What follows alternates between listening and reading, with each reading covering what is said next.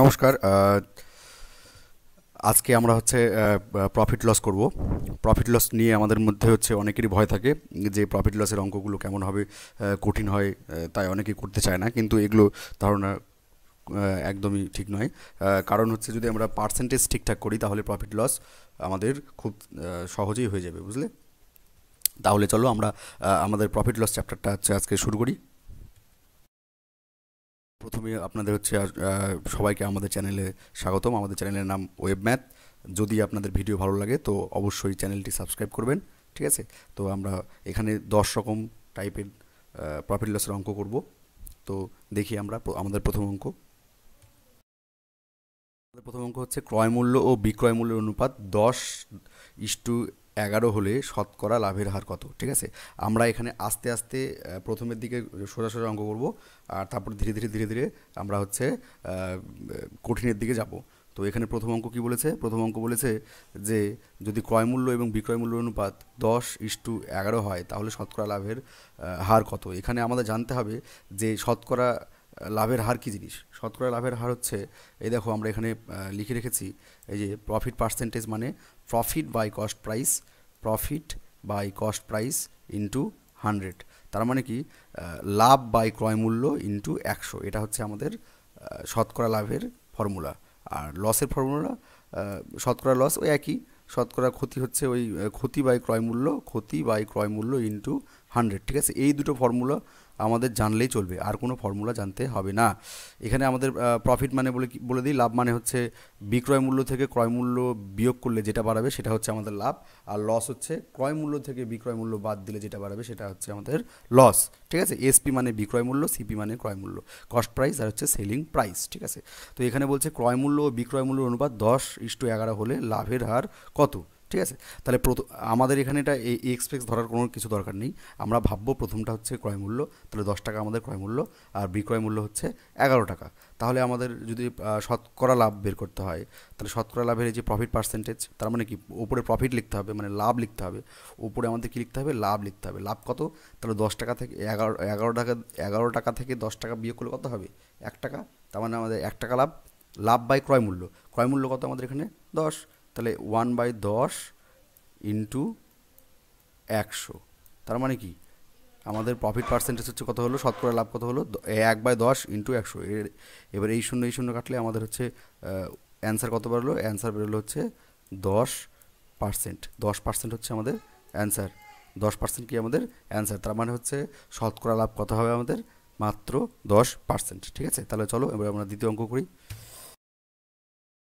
দ্বিতীয় অঙ্ক বলেছে, এগুলো অঙ্ক পরীক্ষা আসে দেখবে, যে ক্রয় মূল্যের ওপর যদি 20% লাভ হয় তাহলে বিক্রয় মূল্যের উপর লাভ কত হবে? আমাদের এখানে ওই সেম মনে রাখতে হবে, ওই সূত্র আগের যা আমরা আগের অঙ্কটাতে যে সূত্র দেখলাম ওটা এখানে লেখা আছে। তো এই সূত্রই আমরা এখানে কাজে লাগাবো। এখানে কি বলেছে? ক্রয় মূল্যের উপর 20% লাভ। তার মানে আমরা যদি ক্রয় মূল্য মানে সিপি, আমরা যদি সিপি ধরি, কত ধরবো আমরা সিপি? সিপি ধরবো হচ্ছে 100%।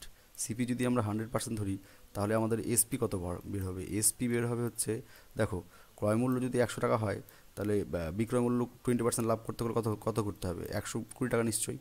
তার মানে 120 টাকা নয়, আমরা এখানে লিখবো 120%। ঠিক আছে, এবার যদি না বলে, মানে কোনো অঙ্কে যদি বলে যে লাভ কত, তাহলে সবসময় মনে রাখবে যে নিচে ক্রয় মূল্য হবে, নিচে সবসময় ক্রয় মূল্য হবে। যখনই বলে দেবে যে বিক্রয় মূল্যের উপর লাভ বের করতে হবে, মানে এই ধরনের অঙ্কের ক্ষেত্রে, একমাত্র এই ধরনের অঙ্কের ক্ষেত্রেই হচ্ছে আমাদের বিক্রয় মূল্যটা হচ্ছে নিচের দিকে বসাতে হবে। ঠিক আছে, তাহলে আমরা উপরে কি বসাবো? প্রফিট কত পার্সেন্ট? 20%। বিক্রয় মূল্য কত? বিক্রয় মূল্য হচ্ছে 120, 120 ইন্টু 100। এটা করলেই হয়ে যাবে। ক্রয় মূল্যের উপর 20% লাভ হলে বিক্রয় মূল্যের উপর কত পার্সেন্ট লাভ হবে? এটা কাটাকাটি করলে আমাদের যা হবে তাই। এটা হবে 6, তার মানে এটা হবে হচ্ছে 3, এটা হবে হচ্ছে 50। তার মানে হচ্ছে আমাদের অ্যান্সার কত হলো? 16.2/3%। তার মানে হচ্ছে ক্রয় মূল্যের উপর যদি 20% লাভ হয় তাহলে বিক্রয় মূল্যের উপর লাভ কত হবে? 16.2/3%। ঠিক আছে, এবার আমাদের হচ্ছে নেক্সট অঙ্ক। দেখবে এগুলো অঙ্ক পরীক্ষায় থাকে, যে একটি রেডিও 450 টাকায় বিক্রি করলে যত লাভ হয় 350 টাকায় বিক্রি করলে তত ক্ষতি হয়। এই যত তত থাকলেই কিচ্ছু করতে হবে না, কোনো কিছু বুঝতে হবে না, ডাইরেক্ট যোগ করে 2 দিয়ে ভাগ করে দেবো, উত্তর বেরিয়ে যাবে। ঠিক আছে, ক্রয় মূল্য বের করার ক্ষেত্রে ডাইরেক্ট যোগ করার পর 2 দিয়ে ভাগ করে দেবো, উত্তর মিলে যাবে। তাহলে 450 আর 350 আমরা কী করবো, প্রথমে যোগ করবো। এটা মুখোমুখি করা যায়, তবু আমরা একটু লিখছি 450 যোগ 350। দেখো 400 আর 300 700, 50 50 কত হচ্ছে 100, তার মানে 450 আর 350 যোগ করলে কত হবে 800। তাহলে 800কে হচ্ছে আমরা যদি 2 দিয়ে কী করবো, আমরা 2 দিয়ে হচ্ছে ভাগ করে দেবো, তার মানে আমাদের ক্রয় মূল্য কত বেরোলো, ক্রয় মূল্য বেরোবে হচ্ছে 400। তাহলে এই অঙ্কের উত্তর কত 400। এইরকম অঙ্ক যদি আসে তো এইগুলো অঙ্ক 1 সেকেন্ডে বলে দেবে। যত তত থাকলেই কী করবে, যত আর তত থাকলেই যোগ করে 2 দিয়ে ভাগ করে দেবে। ঠিক আছে, ক্রয় মূল্য চাইলে, ক্রয় মূল্য যদি চায় তাহলে যত তত যদি থাকে তাহলে যোগ করে 2 দিয়ে ভাগ করে দেবে, তাহলে উত্তর হয়ে যাবে। ঠিক আছে, তো হয়ে গেল অঙ্ক। আর নেক্সট অঙ্ক আমাদের কি বলছে, একটি পণ্য উৎপাদক তার জিনিসের লিখিত মূল্য 50 টাকার ওপর 20% ছাড় দিয়ে বিক্রি করলো, এতে তার 25% লাভ হলো, তাহলে জিনিসটির উৎপাদন মূল্য কত? তার মানে তুমি একটা হচ্ছে 50 টাকার জিনিস কিনতে গেলে তোমাকে হচ্ছে দোকানদার বললো, এই দেখ আমি তোকে 20% ছাড় দিলাম, যা তুই আমার খুব ভালো কাস্টমার, সেই জন্য আমি তোকে 20% ছাড় দিলাম। হ্যাঁ, কিন্তু তাতেও কী হলো, তাতেও দোকানদারটার কী হলো 25% লাভ হলো। ঠিক আছে, তাহলে বলছে জিনিসটির উৎপাদন মূল্য কত ছিল, মানে কত টাকা খরচ হয়েছিল জিনিসটি উৎপাদন করতে। ঠিক আছে, তাহলে প্রথমে আমাদের 50 টাকার ওপর 20% যদি আমরা ছাড় দিই তাহলে কত আমাদের দাঁড়াবে সেটা আমাদের করতে হবে। তাহলে 50 টাকার 20% কত, তাহলে 50 টাকার 20% বের করতে গেলে এমনি এটা 10 টাকা হয়, তবু করি আমরা 50 ইন্টু 20, মানে শোনো, যদি পার্সেন্টেজ চট করে বের করতে হয় তাহলে এটাকে চট করে 10 দিয়ে ভাগ করে দেবে, এটাকে 10 দিয়ে ভাগ করলে কত হবে 5, তার মানে 10%-এর ভ্যালু 5, 10%-এর ভ্যালু যদি 5 হয় তাহলে 20% ভ্যালু কত হবে 10। ঠিক আছে, সেরকম করে করতে হবে। তাহলে আমাদের এটা 20 দিয়ে এটাকে কাটলে কত হবে 5, আর এই 5 দিয়ে 50কে কাটলে হচ্ছে 10, তার মানে 20% হলো 10 টাকা, তার মানে 10 টাকা ছাড় দিলে জিনিসটি বিক্রি করবে কত টাকায় 40 টাকা, তার মানে হচ্ছে 50 টাকা থেকে আমি 10 টাকা ছাড় দিলাম, তার মানে দোকানদারটা কাস্টমারের কাছ থেকে 40 টাকা নিল। ঠিক আছে, 40 টাকা নেওয়ার ফলে কী হলো, এতে তার 25% লাভ হলো। এবার এদিকে আসো, যদি আমার সিপি আমি অল টাইম 100% ধরবো, সিপি আমি কী ধরবো অল টাইম 100%, সিপি আমার 100%, তাহলে আমার লাভ হলে এসপি কত হবে 25% লাভ হলে আমার এসপি হবে হচ্ছে 125%। ঠিক আছে, এইবার দেখো এটা আমার এসপি, মানে এটা দিয়ে আমি জিনিস বিক্রি করবো এই 125% টাকা দিয়ে, আবার আমি 40 টাকা দিয়ে আবার জিনিসটা বিক্রি করেছি, তার মানে কি এইটার এটা সমান, এই 40 টাকা যেটা বিক্রয় মূল্য হলো, মানে অ্যাকচুয়ালি ছাড় দেওয়ার পরে বিক্রয় মূল্য কত হলো 40%, আবার আমরা যদি পার্সেন্টেজের দিক 40 টাকা আমরা যদি পার্সেন্টেজের দিক থেকে দেখি তাহলে সেটা হয় 125%, তার মানে 125%ও যা 40 টাকাও তা, বুঝতে পারলে? একটা জিনিস যখন দোকানদার 40 টাকা বিক্রি করছে তখন কী হবে, তার বিক্রয় মূল্য কত হচ্ছে 40 টাকা। আবার যদি আমরা পার্সেন্টেজের বিচারে ধরি, আমরা যদি ক্রয় মূল্য 100% ধরি তাহলে বিক্রয় মূল্য কত হচ্ছে 125%, কারণ না হলে তো 25% লাভ হবে না, তার মানে কি এই 125% যা 40 টাকাও তা, তার মানে কি আমরা লিখবো এরকম করে 125 সমান সমান 40, 1 সমান সমান 40/125, আমরা ক্রয় মূল্য কত ধরেছি 100, তার মানে 100 সমান সমান 40 গুণন 100/125। এবার যদি আমরা 25 দিয়ে কাটাকাটি করি তাহলে এটা হবে 5, এটা হবে 4, 5 দিয়ে আমি 40কে কাটলে হবে হচ্ছে 8, তার মানে 100 সমান সমান কত হলো 100% সমান সমান 32 টাকা, তার মানে জিনিসটির উৎপাদন মূল্য কত 32 টাকা। সেই জন্যই 50 টাকার জিনিস 40 টাকা বিক্রি করলেও ওর হচ্ছে 25% লাভ হচ্ছে। ঠিক আছে, এবার বলছে পেঁয়াজের দাম 25% বৃদ্ধি পাওয়ায় একটি পরিবারের 400 টাকায় 20 কেজির হচ্ছে পেঁয়াজ কম পায়, তাহলে প্রতি কেজি পেঁয়াজের বর্ধিত মূল্য কত? মানে আগে 400 টাকায় যদি 10 কেজি এই 50 কেজি পেত ওরা, তাহলে এখন 30 কেজি পায়, তাহলে বলতে হবে যে পেঁয়াজের প্রতি কেজি পেঁয়াজের বর্ধিত মূল্য কত, মানে এই দাম বাড়ার পর 1 কেজি পেঁয়াজের দাম কত। ঠিক আছে, এগুলো কত কিছু ভাবতে হবে না, এখানে আমি হ্রাস বৃদ্ধি দেখব, আর পরিমাণে আমি হ্রাস বৃদ্ধি দেখব। এখানে 25% বৃদ্ধি পেয়েছে, আবার এখানে 20 কেজি কী হয়েছে, পেঁয়াজ কম পাওয়া গেছে, ঠিক আছে। তার মানে কি 25% মানে ডাইরেক্ট কথা, এখানে হ্রাস বৃদ্ধি যত হবে এখানে কম বেশি থাকলে সেটা সেম হবে। তাহলে 25% মানে হচ্ছে 20 কেজি। 25% মানে কত, 20 কেজি। তাহলে আমাকে 100% বের করতে হবে। ঐকিক নিয়মে করতে পারো, ঐকিক নিয়মে করার দরকার নেই। তাহলে এক লাইনে আমি শর্টে করছি, এটাকে আমি 4 দিয়ে গুণ করলে 100% পাবো তো। তার মানে আচ্ছা ঐকিক নিয়মে করো, 20/25 আর হচ্ছে 100% মানে হচ্ছে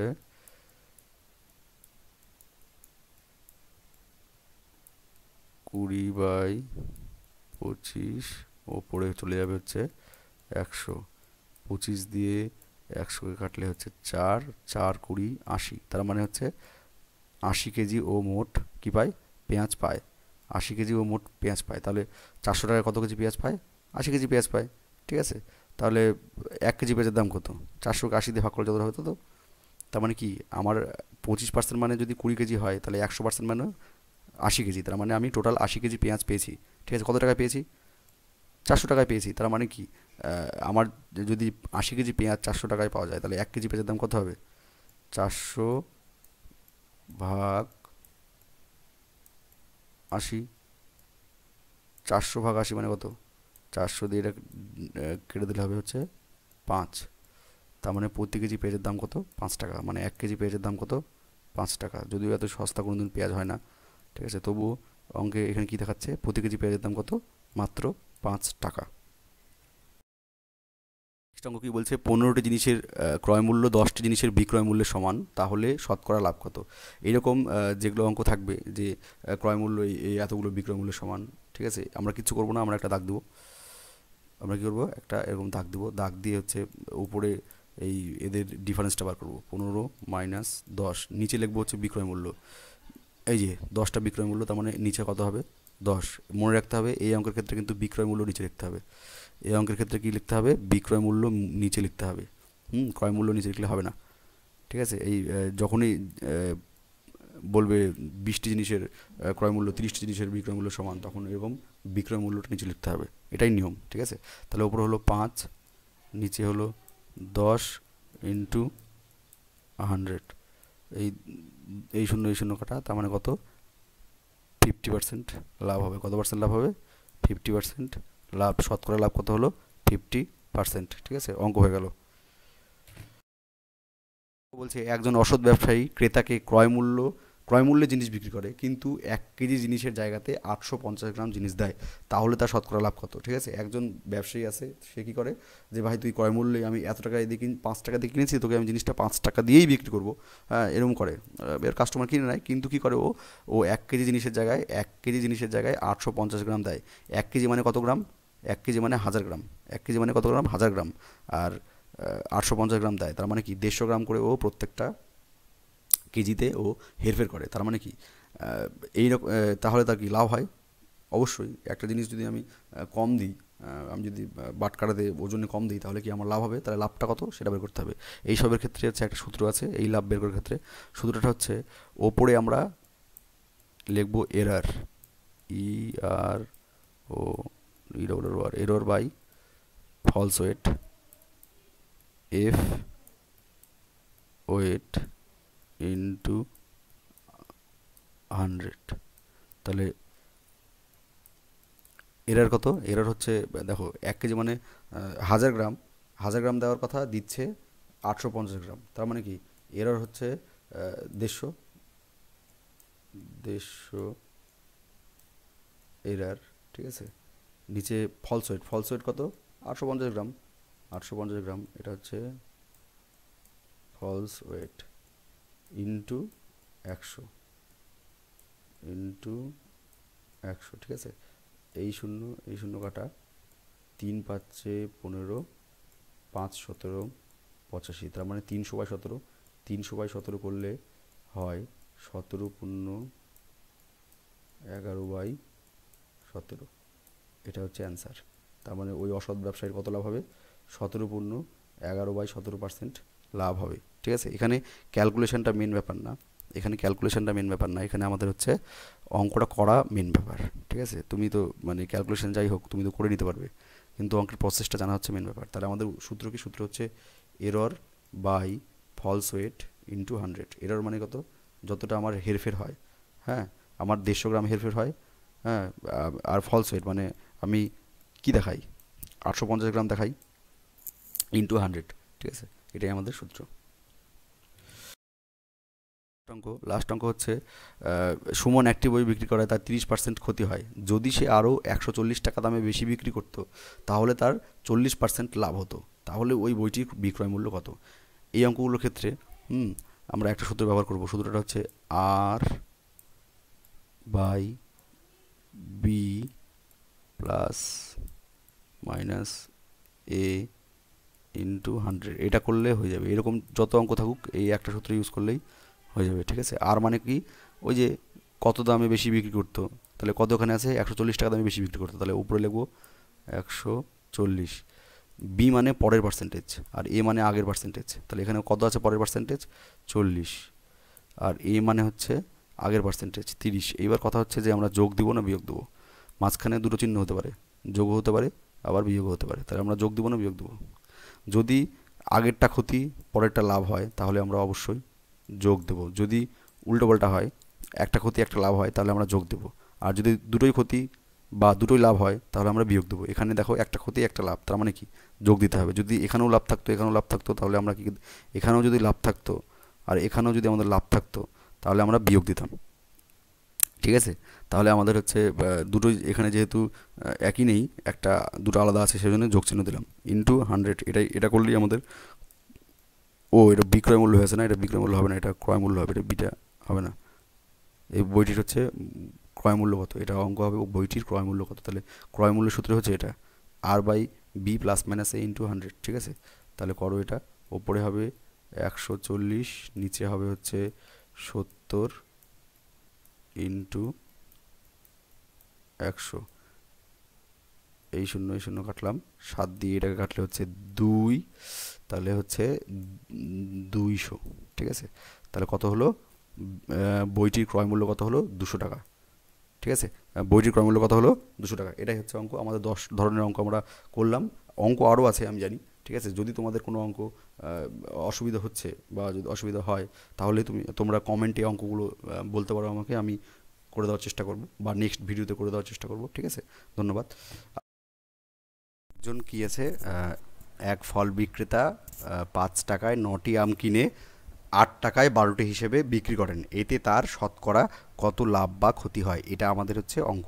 তো এই অঙ্ক করার সময় আমাদের মনে রাখতে হবে কিছুই না, যে টাকাগুলো আমরা ডান দিকে রাখবো। কি করব? টাকাগুলো আমরা হচ্ছে ডান দিকে রাখবো। তাহলে এখানে কি আছে?